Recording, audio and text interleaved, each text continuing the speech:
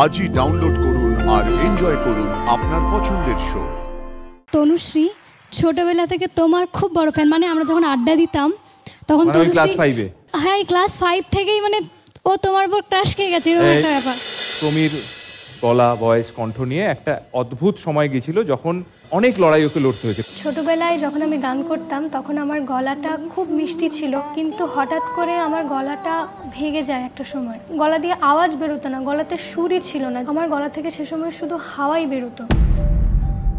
সেই লড়াইটা ওর পরিবার ওর বাড়ির লোকেরা লড়েছে।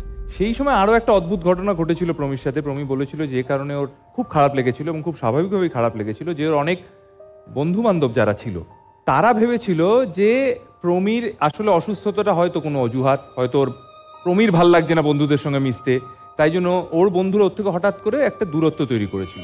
যেহেতু 2 বছর আমি পুরোপুরি সাইলেন্ট ছিলাম, আমি বাড়ি থেকে বেরোতামই না, আমার বন্ধুদের সাথে আমার যে বন্ডিংটা ছিল, যাদের সাথে আমি এত মজা করেছি, এত খেলেছি, এত কথা শেয়ার করেছি যাদের সাথে, ওই সমস্ত বন্ধুরা আমার থেকে অনেকটা দূরে সরে যায় এবং ওরা আমাকে ভুল বুঝতে শুরু করে।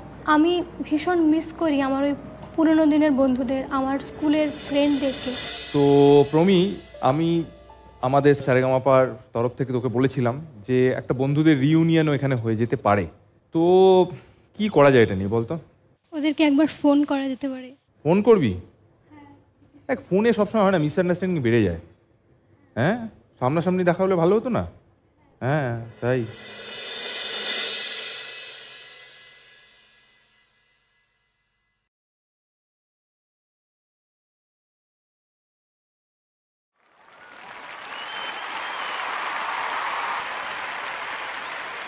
প্রমি, আগে আলাপ করা কারা কারা এসছে?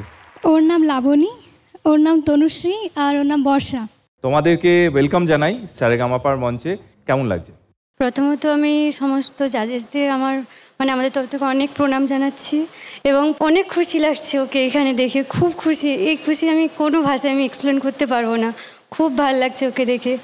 ও যেটা বলেছিল একটা ডিস্টেন্স হয়েছিল আমাদের মধ্যে, সেই ছোট থেকে ওর সঙ্গে পড়াশোনা, সেই ক্লাস 5 থেকে স্কুল জীবন থেকে, এবার হঠাৎই যখন ওর হয়তো প্রবলেম হয়েছিল ও সেটা আমাদের বলেনি, কিন্তু ও ডিস্টেন্স মেনটেন করলো। এবার আমরা ভাবলাম প্রমি হয়তো আমাদের অ্যাভয়েড করছে, তখন আমরা অভিমান করেও সরে এলাম। তারপর যখন সারেগামাপায় ওকে দেখতে পেলাম, ও যখন ওর মনের কথাগুলো এক্সপ্লেন করলো, ওর সমস্যাটা বললো, আমরা আমাদের ভুলটা বুঝতে পারলাম। এবং সারেগামাপাকে অনেক ধন্যবাদ জানাচ্ছি আমাদের এখানে নিয়ে আসার জন্য, প্রমির সঙ্গে দেখা করানোর জন্য অনেক ধন্যবাদ।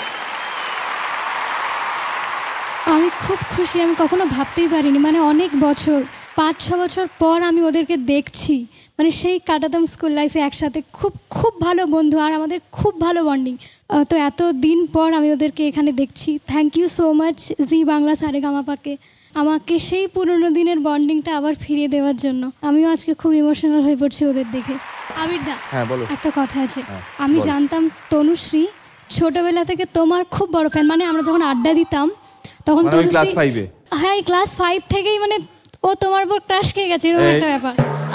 তোকে আমি বারণ করেছি সব কথা বলবি না। এই যে দিদি না ওদের হাতে তুলে, সত্যি কথা, এই যে হাতে তুলে দিই, মুখগুলো দেখ, মুখগুলো দেখ, তুই মানে এটাই তো ক্রাশ খেয়ে গেছি। সেলফি তুলতে যা। আচ্ছা সেলফি আমি তুলবো, কিন্তু আমি তুলবো না, ওদের সামনে তুলবো না। সারাক্ষণ আমাকে ওরা খোটা দেয়, ওদের সামনে তুলবো না।